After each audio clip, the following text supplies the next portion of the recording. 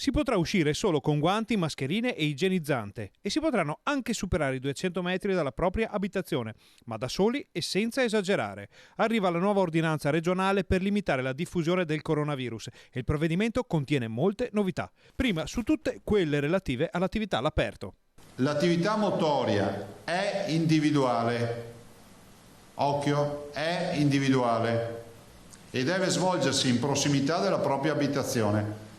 Ho tolto i 200 metri, questo è un atto di grande fiducia.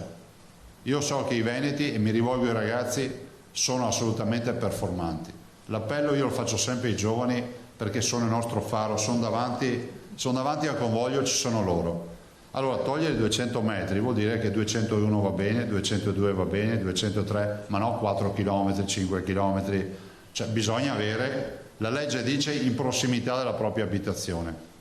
Con la bella stagione Zaia si spinge anche un po' più avanti con il calendario e avverte. Nei giorni del 25 e del 1 maggio, ho voluto mettere il 25 aprile e il 1 maggio del 2020, il picnic, barbecue e tutte le storie che si fanno in quei giorni all'aperto è autorizzato solo nella proprietà privata e limitatamente al nucleo familiare residente nella stessa proprietà.